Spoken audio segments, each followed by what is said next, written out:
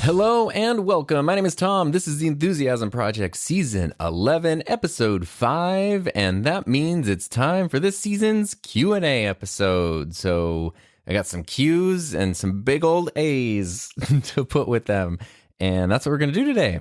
This is always one of my most favorite. Can you have a most favorite? This is always one of my favorite episodes to do each season because I never know the direction it's going to go in, and it's fun to have like an episode with a whole bunch of little topics. So that's what we'll be doing today, and I'm excited about it. So thanks in advance to everyone who sent in questions. I collected them via Instagram and via YouTube community, the community tab there. So I just appreciate everyone who pitched in, even if I can't get to every single question that was submitted. There really are some great ones. And before we dive into that, I do want to talk about gear a little bit, because I switched gears from last week where I was using a mystery mic, which hopefully next week, in next week's episode, I can tell you what it is, but not quite in this one. I think if you're listening to this episode the day that it came out, I think the mystery mic is supposed to be revealed tomorrow. We will see. And then eventually I'll do a video about it. I was using that into the Mackie DLZ Creator, and this week I'm back on the Rodecaster Pro 2, but I'm using the Lewitt LCT 440 Pure. So I talk a lot about the LCT 240, which I love. This is kind of its like bigger sibling, I guess you would call it, because it has a larger capsule. Otherwise, it's the same size and same everything, but it is a really terrific sounding microphone. So this is the Lewitt LCT 440 Pure, and I'm running it just into the Rode Broadcaster preset, which I just went through all the presets and found the one that I thought sounded the best with my voice. And that was this one. So that's the one that I am on for this episode. So let's dive in then, starting with Instagram. First question is from Magician Stephen Blair asks, have you tried the Hollyland Lark M1? If so, what's your opinion? I was going to get one just for a lark, and I haven't though. The Hollyland Lark is, it's their like wireless system, like, you have the Rode Wireless Go and the DJI mic and all that stuff. This is Hollyland's version. Cool thing about it, actually I'm not 100% sure if it's the M1 or not, I don't know their different versions, but Hollyland was the first company that had the charging case. Rode was kind of the first one that did these little 2.4 gigahertz super easy wireless systems, maybe, actually, oh my gosh, 4 years ago now I think the first one came out, and then other companies jumped on that and it sort of like did their own versions and copied it. DJI came out with theirs that has the charging case. It's got 2 transmitters and a receiver, and it's in a charging case, which is really cool. But Hollyland actually had that design first, so that's pretty cool. I haven't tried it, though. The comparisons I've seen sound great, and I have tried multiple versions of Hollyland's wireless video transmitters, the Cosmo and the Mars, both of which are fantastic. So I actually really like Hollyland a lot. I just haven't used that one, but I think it's a great one. I think the price is good too. All right. Hey, JFlow asks, is there a dock that I can plug into my MacBook and my PC to switch peripherals on the fly? This is a very good question. To switch peripherals, I don't 100% know, but the reason I wanted to bring this up was because I am sort of stuck in a similar position. So maybe someone could recommend something. My keyboard is the Logitech MX keys, which I really like. Some people really dislike me liking this keyboard, but it's a great keyboard. I've used it for a long time now. Aside from the fact it's a nice Bluetooth keyboard, it has 3, you can pair it to 3 separate devices, and there's just buttons at the top that's 1, 2, 3. So the device itself is what lets me switch between different computers versus needing to like go into Bluetooth pairing and stuff. And that's really helpful, especially going between the Mac Mini and the MacBook. It's really awesome. Heather has the Logitech MX Master, the mouse. I forget what it's called, but it's the Logitech mouse, which can do that as well. and that is like such a popular mouse, and I do not like it. It doesn't work for me. I don't like the way that it works. I use the Apple Magic Mouse, which everybody hates, so I'm just backwards on that one. And the thing that sucks with the Magic Mouse is you cannot easily switch it between devices. You can pair it to different devices and stuff, but then you have to go in and kind of do that each time you want to switch. The thing, I think Apple has continuity or whatever it's called now, where like you can run the mouse off your MacBook screen. It'll just pop on like your Mac Mini's screen. That's cool, but it's not a workaround for this. And so I actually just have two Magic Mice, one for my MacBook, one for my Mac Mini, and I just switch between them. And that's my solution there, which is kind of a bummer. But when I was teaching, this was like 12, 13 years ago when I started teaching, and I was trying to piece together a good presentation setup. I did go to monoprice.com, and they had a lot of really cool like HDMI switchers and video switchers, not like ATEM type switchers, but source switchers. So, I could easily switch the projector from like the computer to, I don't know, an overhead thing or whatever. And it's just like a big knob on a box that you click back and forth. And they had all kinds of ones. So maybe if you want a cool peripheral thing, maybe check out a site like Monoprice, which is very affordable. And they have all kinds. It's like what Radio Shack would have evolved into had it not become a cell phone store and then gone out of business. Scott Pack 51 asks, 2024 Stanley Cup predictions. I'm scared to say anything to jinx it. So there's two teams that we root for. My number one NHL team, hockey team, is the Seattle Kraken, because that's the team that our local team goes into. We have an AHL team, which is the one league below the NHL, and it's a development league or development team for the Seattle Kraken. So a lot of the players on the Kraken, were from our team, and you get to see them go back and forth, and it feels like watching your kids grow up and graduate. So I like that. Plus I like the Kraken. I like everything about them, honestly. Like, they're a new team. They're a fun team. Their colors are awesome, and they're really embracing the like misfit weirdo kind of like everything is goofy vibe. And I don't know, I really like that. So the Kraken's my number one, but they are not off to a great start this season.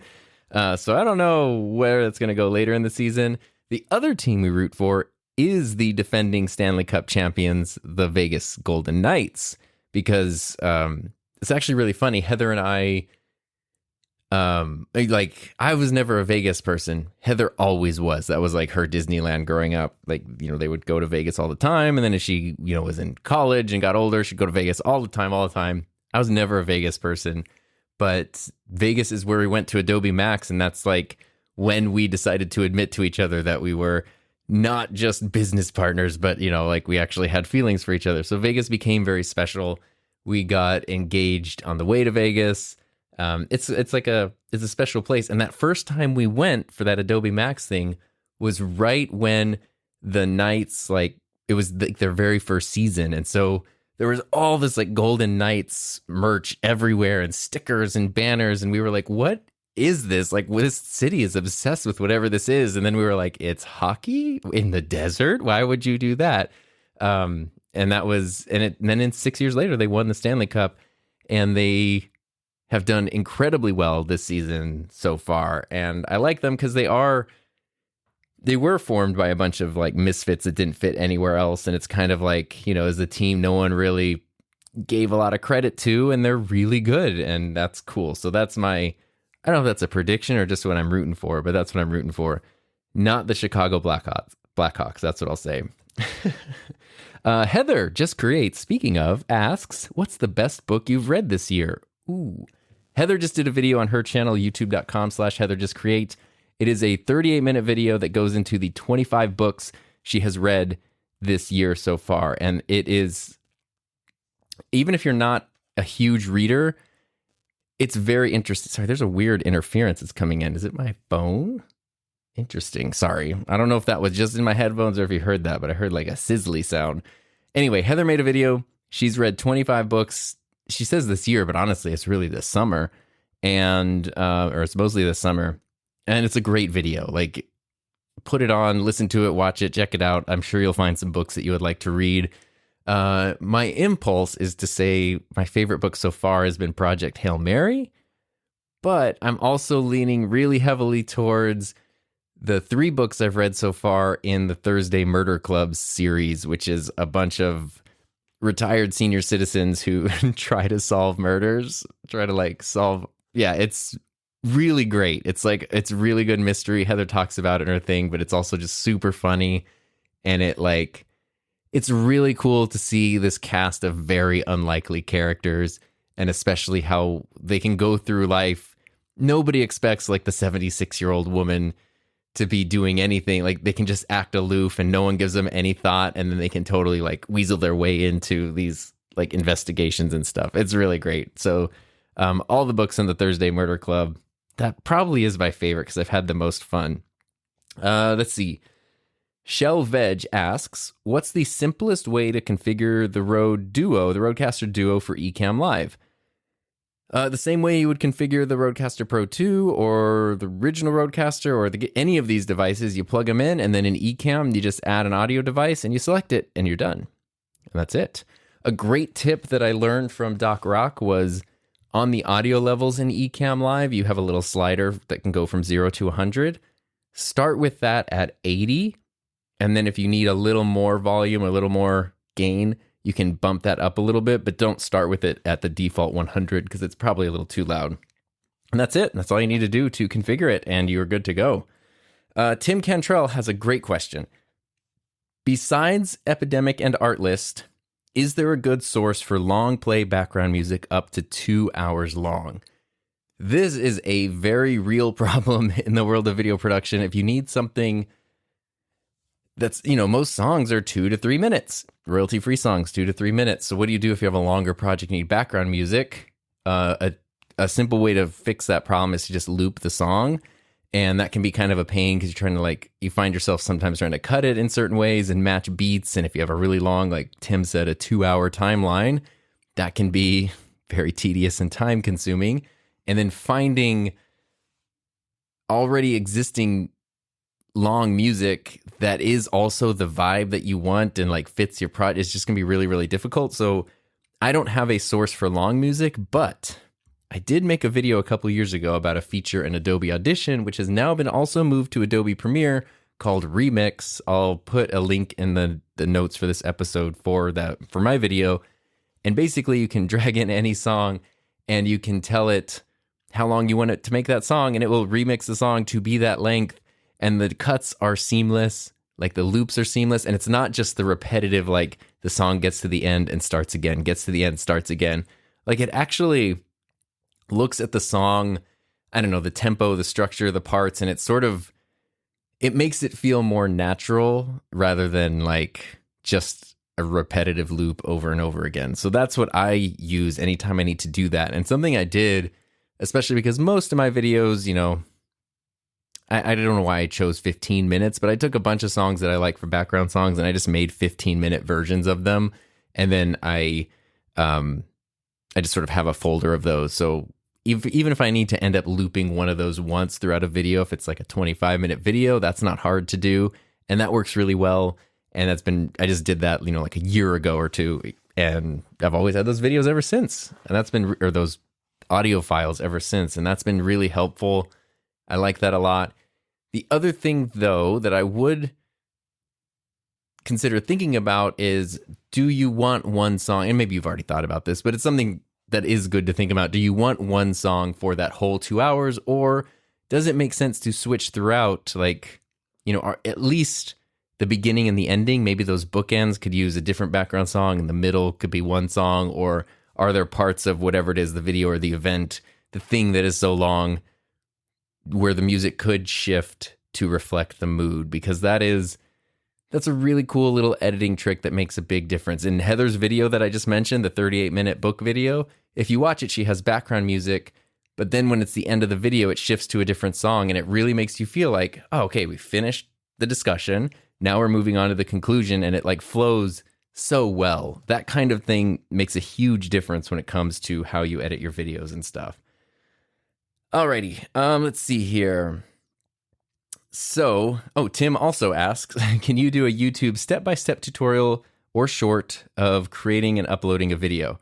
I just had a friend in real life ask me about this yesterday. So This is interesting. I haven't done an updated like how I make my YouTube video in a while.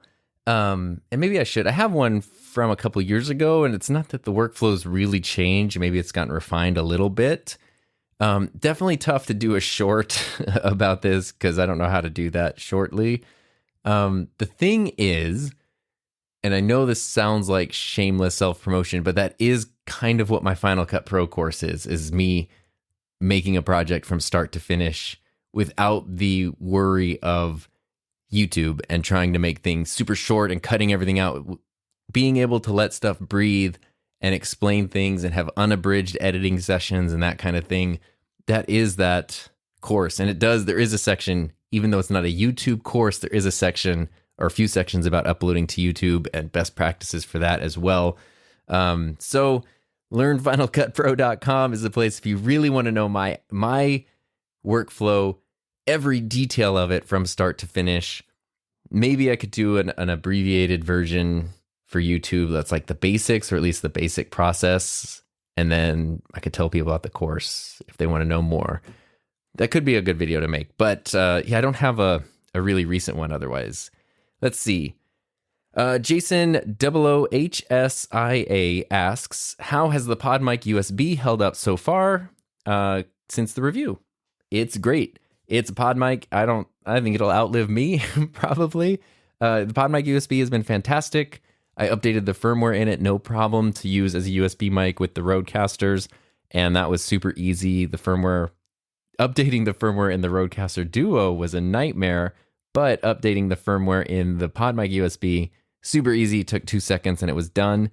My previous PodMics, one of them specifically has been dropped on concrete twice, I think, which I feel bad about, but it still works great. So like they are very tough, durable microphones, and I don't think that the USB is going to be any less durable. The only thing about it is my ears have just grown to not like the PodMic sound on my voice.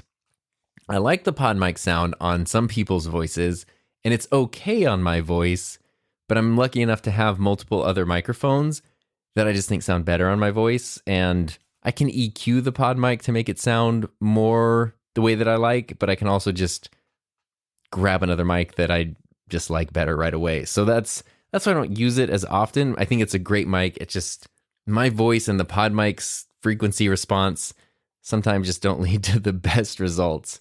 All right, Pat Babam, musician extraordinaire and video production nerd extraordinaire, asks, the obsolete cord monster eats all your obsolete cables. Which is the hardest to lose? I really had to think about this because as I've been trying to like reintegrate older cameras and stuff into my setup, I've had to get and keep and find old obsolete cables that I thought I'd never need again. And a thing I discovered is they're pretty easy to still buy. Like I don't think there are any cables, unless it's like a weird proprietary power cable for something. I don't think there's anything for any of my equipment, no matter how old it is, that I couldn't replace like in 2 days via Amazon, which is crazy. I just had to buy some really old school Firewire cables and adapters a couple weeks ago, and Amazon had them. So I don't think there's any that would be hard to lose. But a non-obsolete cable that would be hard to lose, which I actually should have used right now because I just grabbed a random cable to plug in this mic, is my XLR cable that was handmade by Alan from the Sound Speeds YouTube channel. In fact, I'm going to pause right now and switch to that cable. All right, now I'm on Alan's handmade cable, which is, it's a great, I actually really like the Rode cables. They're the ones I've been using a lot because they are Canary cables with Neutrik connectors, and they work really well and they're relatively affordable. The cable I'm using right now, though, Alan's cable, I was having some interference with my phone. I'm going to set my phone on top of this cable. Like the cable's kind of coiled up and I have my phone resting on top of the coil. And we'll see if we get any interference because this cable is so well insulated. It's so well made, and Alan then by hand goes through and does all of the soldering and everything to make it really nice. And it has a ferrite core on it as well to reduce like any other potential interference. So it should actually be a almost significantly cleaner sounding cable and a more reliable cable. So much so that I thought this was a big flex. When he gave me the cable, he told me not to use it in my mic review videos because it's going to sound so clean that it might not give an accurate impression of what the mic will sound like to most people because they're not using this cable. And I thought that was a big flex, but then I used the cable for a long time, and even right now, maybe I'm just going crazy. I feel like this actually does sound cleaner, and my phone, again, is resting on the coiled up cable, which is insane. So this one, especially because it was handmade by a friend, even though it's not obsolete, would probably be the hardest one to lose.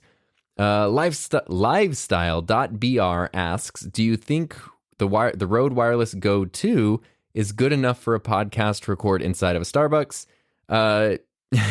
If you have to record a podcast in a Starbucks, probably not the ideal location because the buildings themselves tend to be pretty echoey. There's lots of people, lots of noise, clinking glasses and things as well. But if you have to record in a Starbucks, yes, I think they're good enough, but I would recommend using a lavalier microphone rather than just a little box like clipped to somebody's shirt. I would connect a lav to the box or to the transmitter to the box. I would connect a lav to the transmitter and then try to position that as good as you can to the source of your sound, and then go to, try to find the quietest corner of the Starbucks, and it might help. Heck, you could even use that Adobe Speech Enhance, their podcast AI tools afterwards to see if you can, run that through and get rid of any background noise if there is some. All right, we're going to jump over to YouTube right now and answer some questions there. First one comes from Introvert Amateur. Hope you and Heather are doing well. We miss you. That's me saying we miss you. Unfortunately, I'm only able to listen to your podcast and can't keep up with the videos of you and Heather due to a job in the meanwhile and 2 little children.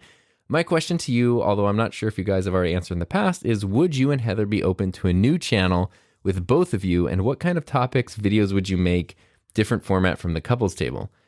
That's an interesting question. I think in a world where we didn't have to sleep or do anything else, I think both of us would jump at the opportunity to have a co-channel. But in the world where time is a thing, as you know, with small children, I don't think that's something that we'd be doing officially, launching a brand new channel to both of us. But Heather's vlog channel is kind of the closest thing to that. It's her channel, don't get me wrong, but it's fun because when she vlogs, the vlogs include me and stuff that I'm doing a lot. I film parts of her vlogs a lot, and that's really fun. If we're out doing something and I know she's making a vlog, I can just grab the camera and film something. It's really fun to do that. So that's, I think, been our best working compromise for the time being, I guess. And yeah. All right. Lucky S Productions or Prod asks, hey, Tom, do you have a Stream Deck Plus? And if so, can you make a review explaining who it's for and if it's necessary? Truthfully, I still have a hard time understanding the concept behind it and how it adds value to someone's workflow. I'm aiming at making videos that would minimally be edited in Final Cut Pro, no streaming for me. So all of the Stream Decks, whether it's the original ones, the new Plus, or the Pedal, they are just keyboards. They're just assignable keyboards. And that's it. There's really nothing. They're really simple devices, but they're incredibly useful and incredibly practical. So they're just USB keyboards, but instead of having the alphabet and numbers like our regular keyboards do, they're assignable keys. And so you just assign actions or whatever to each specific key, and that's it. So whether or not that's useful kind of depends on you. I think that the Stream Decks are incredibly helpful and can absolutely be game changers in workflows. I have a video about how to set up shortcuts in Final Cut Pro on the Stream Deck. So even if you're not streaming, just, quickly being able to switch between tools or open up coloring or, do custom shortcuts and stuff through it is really, really nice. And especially because you can customize each button and, make it look a different way. So that way, exactly what it is incredibly helpful. The Stream Deck pedal, I think, is super underrated. Not that you might use it for video editing, but having those 3 buttons that you can control with your feet is super cool, and I'm really excited to use that with the Elgato teleprompter that was just announced, and I ordered it and I'm waiting for it. Now the other thing though is the Stream Deck Plus is the updated version that has like dials and some more updated screens. If I didn't have a Stream Deck, that's the one I would go for because you can do more with it. And the cool thing about the dials is I would love to play around with like connecting those to color grading options in Final Cut. It's not going to be the same as like a pro color grading deck, but I feel like it would be pretty cool and pretty fun. So long story long, yes, I think the Stream Deck is totally worth it because it's a fun little thing that you can customize to just speed up your workflow. But it's also, it's not necessarily 100% necessary, but it's definitely something I think that is worth it. All right. Next question is from JLJ2. Hey, Tom, I record all my content with my iPhone 14 Pro Max. I'm excited about the 15 Pro and can't wait to get started recording, but I'm still a little confused about what log, ProRes, and the term codec means and how they all work together. Yes. This is so funny because Apple with the iPhone 15 is like, oh, it can film in log. And then you have all these people who have never paid attention to video production going like, why do I want to film logs? Like, what is this? Is that important? Is a log like a vlog or a blog? It is very confusing. So the very quick breakdown is that log footage is very flat looking footage. And so every camera company has like their own version, like Canon has C-Log, Sony has S-Log, like GoPro now has G-Log, and Apple just has Apple Log. And all that means is it's very, very flat. It's going to look kind of washed out. You're not going to have really any contrast, probably not a lot of color. And the reason that that's a good thing is because then you can take that into your editing software and you can adjust it to be exactly what you want. If something is a little too overexposed, you can usually tame it without losing all the information that would normally just be like a blown out white sky. If something is a little dark, you can usually make the shadows a little brighter without introducing a whole bunch of noise and stuff, hopefully. And you can get whatever amount of dynamic range and contrast you want within your image to be there. So if you want something to be really contrasty, you can push it that way. If you want something to be really, high dynamic range where you can see the brights and the darks evenly, you can push it that way. You can play with your colors and, how accurate or saturated things to be. You can do all that on regular, footage as well. But because regular footage is already being, imported into your computer essentially with, all of that color information, all that exposure information in there, it's a little harder to make drastic changes without it negatively affecting the quality of the footage. So log footage just helps you preserve that a little bit. And now you can do that on the iPhone 15 Pro. So that's all that means. Whether or not that's something that you actually need to record in is totally going to depend on your workflow.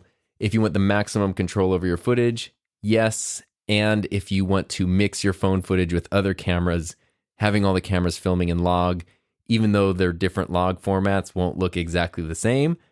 Starting from that place and then trying to match them all up you're going to get more evenly matched results than if you just try to go to like the default picture profile on multiple different cameras and stuff. But other things though, like ProRes and codecs and things, my super simple explanation is like a video codec is essentially just like the format of a video, like the container that the video file, the video information is in. So it's a term, but it's not really like something to worry about too much because anything you're filming with an iPhone is going to be compatible with pretty much anything else. Stuff like ProRes has to do more with the color space that you're dealing with. And so, well, I guess, wouldn't ProRes be the codec? Oh boy, I'm in over my head here. I'm trying to like remember all the nuances here. But basically it's a color space, which would be the video codec. So for example, if you open a project in Final Cut Pro and you go to export that project, it's going to ask you what video codec you want to use. By default, it selects ProRes 422.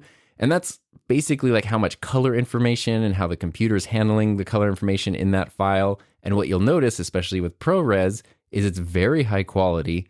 There are a lot of colors. I know it sounds weird to say like there are more colors in something, but there's like there's more of a spectrum, more of a gradient between one color to the next, which gives you more accurate and more detailed color in your final project. But then when you look down at the file size, when you're using something like ProRes, the file size is going to be massive. So for example, in Final Cut Pro, I personally always switch it to H.264, which still looks really good, still preserves a lot of color, but then uses like, I don't know, 1/10 the file size. So you'll see something go from, 60 gigabytes to 8 gigabytes or something. And that way I still have a good looking video file, but it's not a massive, massive, massive video file. And that's always kind of the trade-off when you're dealing with these formats and these different codecs is the better looking stuff takes up more space, and the stuff with more information, like the iPhone 15 Pro can film raw video, right? But it's like multiple gigabytes for a few seconds pretty much. So people need to now like connect SSDs to their phones to record things. And that's what's really tough is you run out of space very, very quickly. So always find just because you do have these options doesn't mean you always and only should be shooting in them. Kind of depends on the project, depends on what you're working on, and then you can decide when and if you should use those things. But I'm curious, I have the iPhone 14 Pro, which I love. No plans to get the 15, but I'm curious as more and more people start playing with this stuff, what the results are going to be like. All right, Logan Webb asks, I always have a hard time deciding whether to adjust my lighting or just change my exposure settings in camera. What should I prioritize? Should I optimize for the camera to avoid noise, etc.? This is a really good question because it's a really tough one. And I think the answer is it depends. Personally, I like it when I can set my optimal camera settings and then adjust everything else for those, because I like knowing that, my ISO is where I want it. Maybe for my specific camera, I'm setting my ISO on a setting that's like the native ISO. It's going to give me the cleanest footage, especially if I'm filming in log. I like being able to set my aperture where I want it, and I like being able to set my shutter speed where I want it, and then adjust the lighting so things aren't under or overexposed from there. So that's usually how I do it, is camera first, then lighting to accommodate, but you might find some limitations to your lighting setup. You might have too much light or not enough light or something, and then you have to adjust the camera to kind of match that. So maybe that's personally what I would do. Start with camera, adjust lighting, and then if you can't get the lighting to meet the needs of the camera, then go back and tweak some of the camera settings, probably starting with ISO, and try to go back to it, or add a filter, an ND filter to the camera as well if you have too much light. Let's see here. Lots of people asking about log. This is interesting. Lucas92 asks, a short tutorial on recording log with the Blackmagic camera app on the iPhone 15 Pro would be great. Exposure settings, format, white balance. Thanks for considering. I would love to do that, but like I said, I don't have the iPhone 15 Pro. But the reason, so even though I can't answer this question, I did just want to point out that Blackmagic camera app is super cool, and it's gotten a few updates that have like polished some things and fine-tuned some things, and they're doing a great job with it.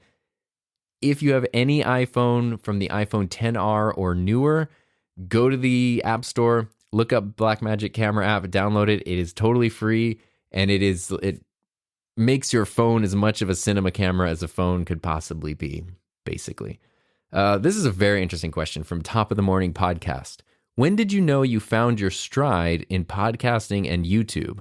I felt like I was turning a corner and growing quickly now feeling like I have kind of gone stagnant again. I think I can only speak for myself, but I think creatively there are ebbs and flows. Like sometimes you just feel like you have all the best ideas in the world and everything's performing well. And other times it's like, it's all self-doubt and nothing is working and it's very frustrating. And I think that's normal. Finding a stride though is interesting. I feel like I can kind of pinpoint it to January 2020 because that's when my channel hit 10,000 subscribers. And I remember I never make really like subscriber milestone videos on my main channel. I did something for 1,000 because I was really big. I did 5,000, 10,000, and I did a live stream for 100,000. I think I did a live stream for 40,000. I think that was just an excuse to do a live stream though. But the thing, for some reason, 10,000 to me was like such an impossibly huge number that like I never ever thought. When I started the channel, getting to 100 felt really difficult. It was like definitely the hardest one to get to. And then that happened. And then the channel was growing and it was like, wow, 1,000 might be possible. And then I kind of thought, okay, I know I have enough friends who have YouTube channels with 1,000 or, 3,000-4,000 subscribers. I think that's possible. After that, 10,000 did not seem possible at all. And then it happened, and that was really cool. And I remember that was when, I think it's even in my like 10,000 thank you video, like I say my first joke on the channel, which was a weird thing because it's like in my normal life as a human, I say bad jokes and stupid puns and wordplay all the time. In my life as a teacher, I was doing that all the time. Every one of my classes like ended with a joke of the day, which would like sometimes turn into a huge production with students who would like do sound effects. And it was such a like thing.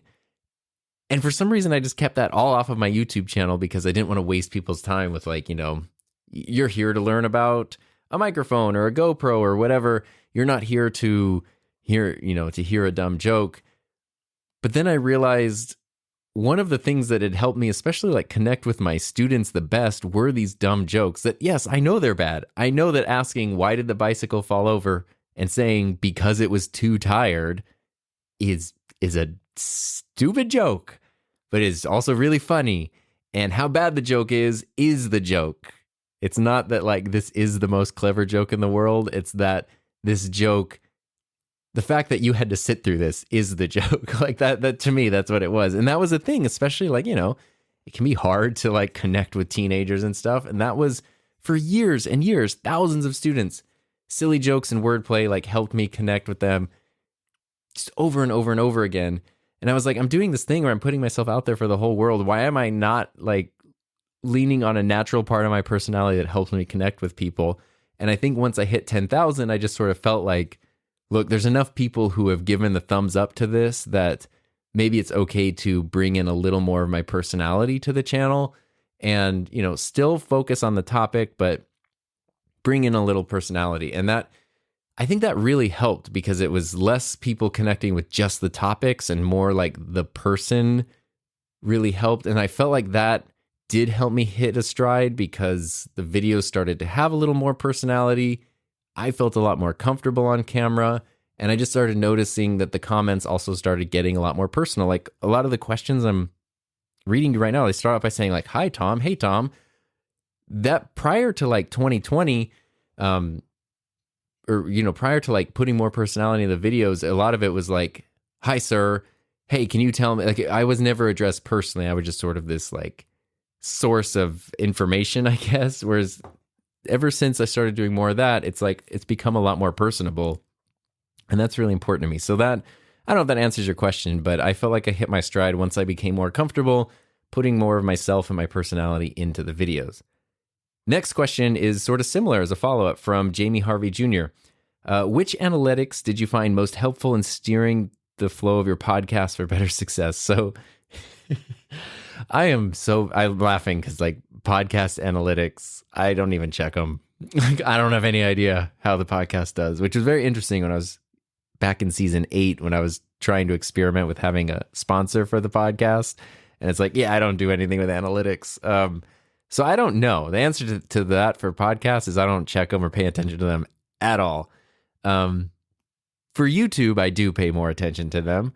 And the thing that I pay attention to the most, and I think this is the same for Heather as well, are the comments.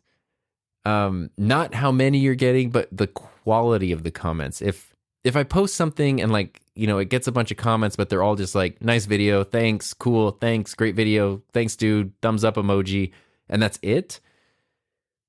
I feel like maybe it didn't really connect. Maybe it's helpful, but maybe it's not really connecting. When I post something and you can go through the comment section and constantly have to click read more because people are like, really digging into the topic and having discussions, and whether it's with me, like maybe they're sharing something or going in depth on the topic to share with me, or maybe it's with each other. Like there's a back and forth conversation happening between other people in the comments.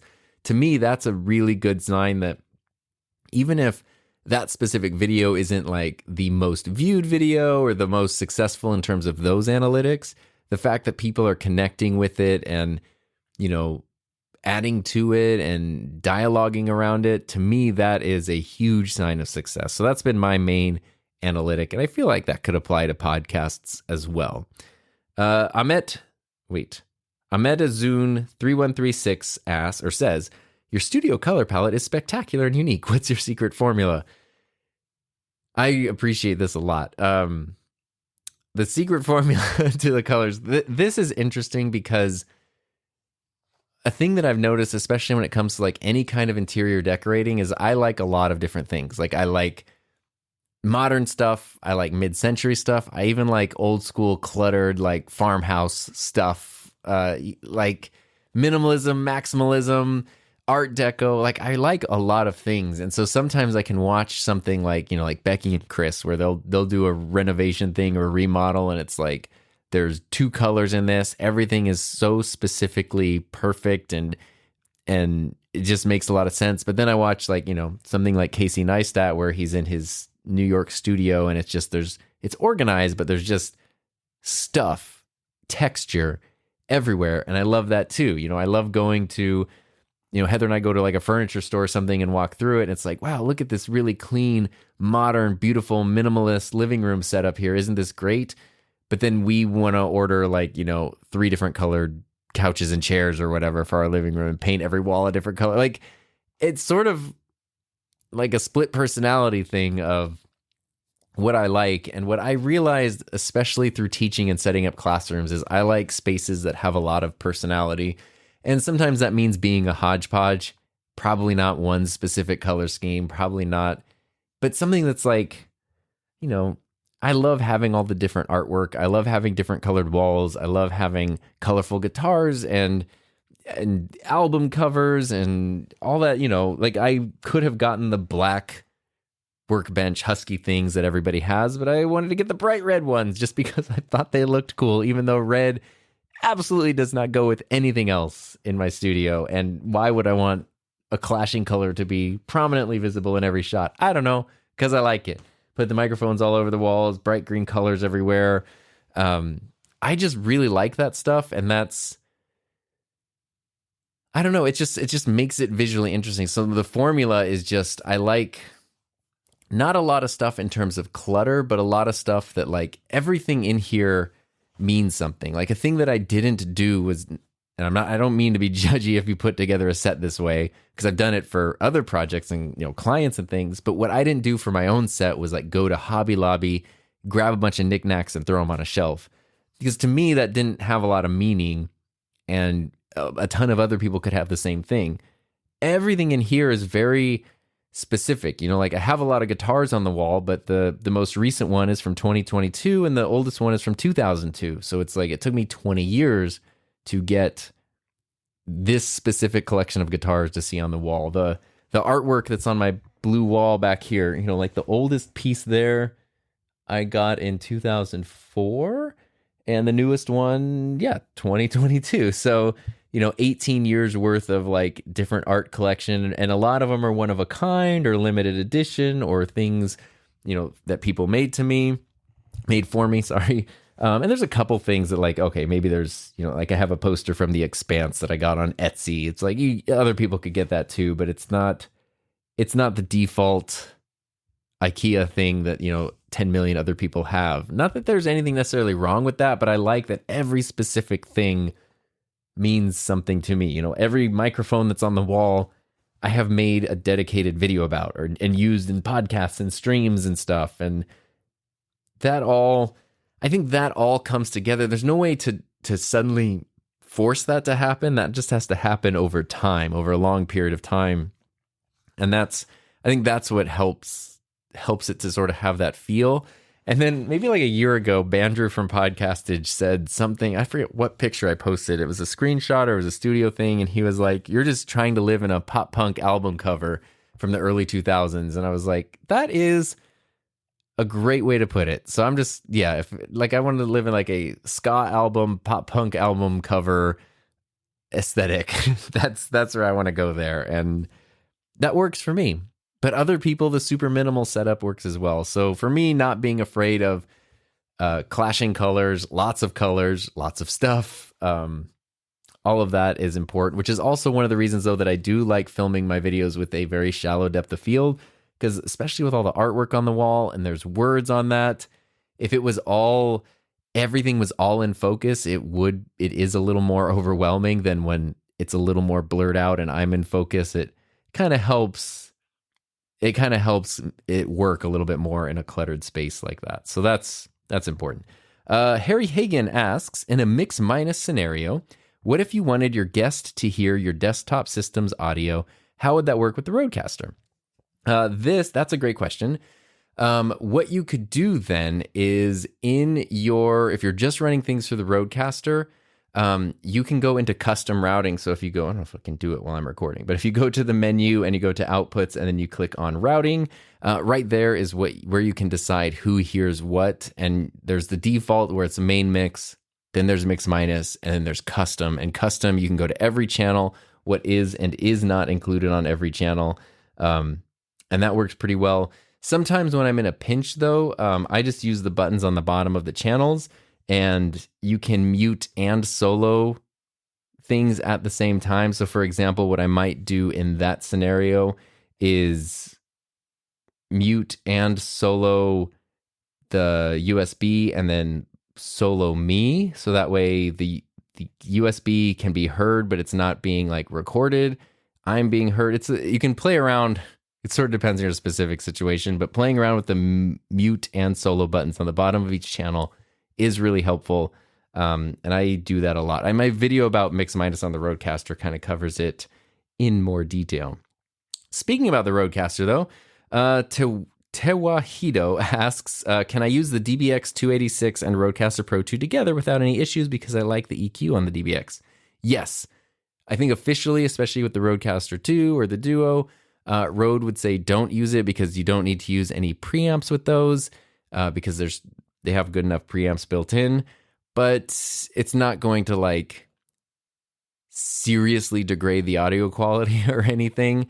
And if you like the DBX 286 and that's the EQ that gives you the sound that you like, absolutely, it's not going to like blow up the world or anything. I think it's going to be just fine to use that with the Rodecaster Pro 2, even though you don't necessarily have to. Here's Gil. Gil asks, what's your Swiss Army knife for podcasting? That is, other than my actual Swiss Army knife that I use to set stuff up, it's hard not to just lean towards the Rodecaster. Even though I wouldn't say it's a perfect device, it is hard not to go like, it does a lot of things really well and it does make my life a heck of a lot easier. So it's probably the Rodecaster, either the Pro or the Duo, because they're both really fantastic and super, super capable devices. And that is really cool. Let's see. It's Beer Drank asks, I'm having a problem with my Sony mirrorless cameras focusing on the microphone rather than my face. How do I fix that? I thought this would be a quick question to answer because I think other people might have this problem. It depends on the model of your camera, but be sure that you don't just have autofocus turned on your camera, but be sure that you also have face detect and human face detect turned on. Sometimes I've accidentally recorded a video with like bird autofocus on or something, and it gets a little weird. So in most Sony cameras from the past, say 4 years-ish, you have all kinds of different autofocus modes. Most of them have not only face detect and eye detect, but you can switch between human, animal. Just make sure you have human autofocus turned on, and then you should be good. And the other thing, depending on your camera, I was just talking with a friend about this yesterday, are your autofocus settings. Most Sony cameras, mirrorless cameras, have two autofocus settings. One of them is like stickiness, and one of them is speed. And the autofocus, I forget what they call it. It's not, they don't call it stickiness, but it's it's how unwilling the camera is to switch from one subject to the next. I usually leave that right in the middle. I usually both of them right in the middle on my camera, to be honest with you. But you can set that to be really sticky. So if you're in an environment where there's lots of stuff, once the camera does focus on you, even if like your microphone goes in front of your face, it's not going to quickly shift to that as now being the subject. It sounds like you might have like center autofocus turned on, where just whatever's closest to the center of the frame is getting the focus, and maybe that's the microphone and it's hitting that instead. And then the other one is a transition speed. And that's personal preference when it goes from one thing to another. Do you want to be really fast? Do you want to be slow? I have mine. Mine's probably a little too slow, but I feel like it looks a little more natural. It almost looks like there's a person pulling focus rather than just a gizmo on a camera pulling focus, and that works there. Mark Santos asks, can you recommend the cheapest audio recording setup for YouTube and podcasting, both an XLR and a USB option? Absolutely, I can. My USB option's easy. That's the Sennheiser Profile. It's not the cheapest USB mic out there, but I've talked about it ad nauseum at this point. It's $130, crazy solid microphone, super well built, super great sound quality, all the physical controls you need, no other apps needed to make it work. That's my USB recommendation. My XLR recommendation would be to get something like either the Focusrite Vocaster or the new 4th generation Scarletts, because those are going to have plenty of gain, and then plug your XLR microphone into that. And then XLR microphone, it depends. Of course, it always depends. I have lots of videos about microphones. There's always the dynamic versus condenser debate, but if we're talking about on a budget here, I'm trying to think on a budget. The Shure SM58 is a $100 microphone. It's not always ideal for a studio situation, but it works just fine and it will last you the rest of your life. That's a good way to go. It's a dynamic microphone. If you're okay using condenser microphones, then something like the little sibling to the microphone I'm using right now, the Lewitt LCT 240 Pro, is one of my favorite recommendations, and I think it's a very underrated microphone, and it's usually like $120, and then you might need to get a shock mount stuff for it. But also, the mystery mic, which I should be able to reveal next week, might take that throne because it has a slightly higher price, but it comes with, shock mounts, pop filter, cable, all the accessories you need to get started. So that might be my like go-to XLR. I wouldn't even say starter because it's a really good microphone for anybody, but that might become my new recommendation. I just can't tell you what it is, but you'll figure out what it is very, very soon. Philip Peck asks, what hair product do you use? What are the best settings to get the optimum bang swoosh? Yes, me and my wonderful hair. I use Axe natural hair cream. And then I just use the hair dryer, and my hair is super curly. So I put that in there, comb it, let it dry a bit, and then like use the hair. Like I kind of always pull it the opposite direction I want it to go to straighten out. So like I pull it and like blow dry it till it's dry. And then when I comb it back over, it kind of like stays. When this is a weird conversation to have. When I comb it the opposite direction, then it goes back. It sort of like stays where I want it a little bit better. My hair is it's not always cooperative, but I'm happy that it's there. Gil again. It's Gilligan's Island over here. Gil, once again, asks, what's the best way to get a guest on your show? This is such a good question. This is actually the last question. This is a great one to go out on. I can give you a couple tips to getting a guest on your show, but I can also give you tips on how not to get a guest on your show, or at least how not to get one on my show.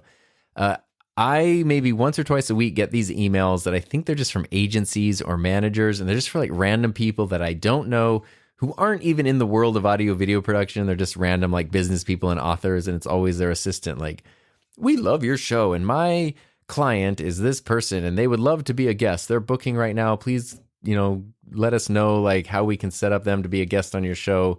I can't even tell. I don't even reply to those emails anymore. That is like the weirdest, most presumptuous.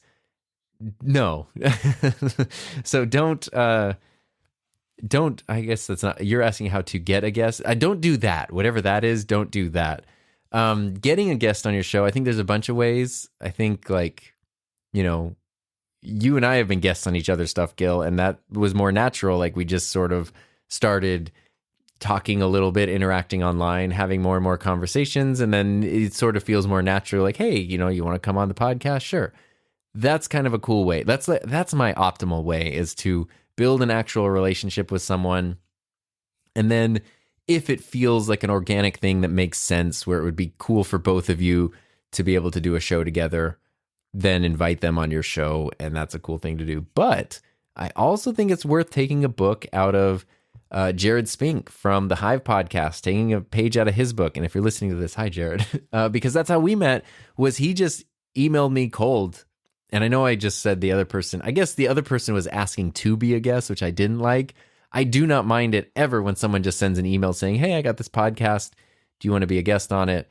And Jared just did that to a whole bunch of people, and not everyone said yes, and some people did. And that was cool. And then I met like a really great friend who it's been like years at this point that we have, been in contact with each other, and have been on his show multiple times. He's been on this show multiple times. And that's a cool way to do things. I think if you are going to reach out cold to someone, make sure that you, which of course you would do, but I'm saying this for other people too, make sure you would present yourself professionally, meaning don't just like, yo, I got a podcast, I want to be on it. No. But also, I don't need a life story. Don't make someone read a book. Like, here's 5 pages of description of the show. Just, here's who I am.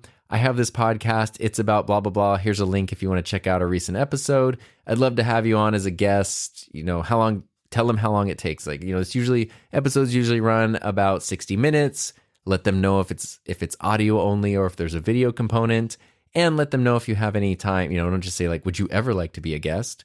But maybe say like, hey, I'm booking episodes for November. I'm booking episodes for January. I'm looking for a guest for this specific date or within this range.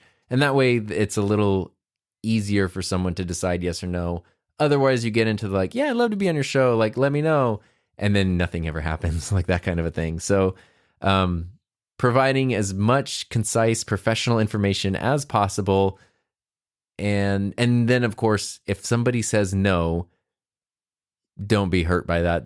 There's a million reasons. I've had to say no a million times just because scheduling and whatever. There's so many things that just sometimes it doesn't work out. Even if I really, really, really want to do something, it just doesn't work out. So I think that's important. Jared was really excellent when he was emailing just a ton of people when his show was just starting. If someone said no, it's no sweat. Maybe if you feel comfortable, depending on their response, you could say, okay, cool. No problem that you're busy now. Like, would it be okay if I reach back out in, 3 months or at the end of the year or whatever, to see if your schedule changed? That kind of depends. Sometimes that can feel a little pushy and a little pressury.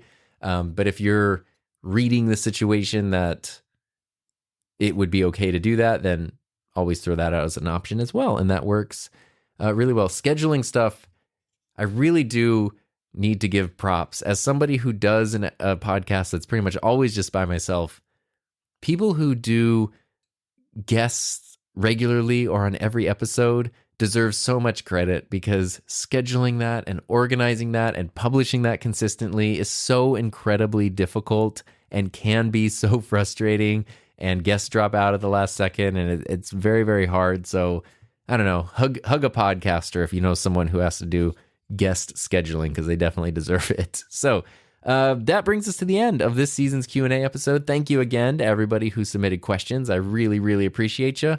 Of course, you don't always have to wait till the midpoint of each season to submit stuff. You can do that at any time by going to himynameistom.com, scrolling down and clicking the little thing that says leave a message for the podcast. Or you can just email me at tom@enthusiasmproject.com to be included in a future episode at any time. Does not have to be a dedicated Q&A episode. So thank you again. Hope you enjoyed that. I'm curious to know what you think about this microphone. I feel like this might be the first or second time I've used it on a podcast, and something clicked in my ears, like, I don't know, halfway through this episode, where I liked the microphone and then I really liked the microphone. I don't know what that was. I don't know if it's just my headphones or you heard it too, or maybe you hate it. I don't know. Curious to know. Either way, thanks for listening. Hope you have a safe, happy, healthy, fun rest of your week, and I will see you next time.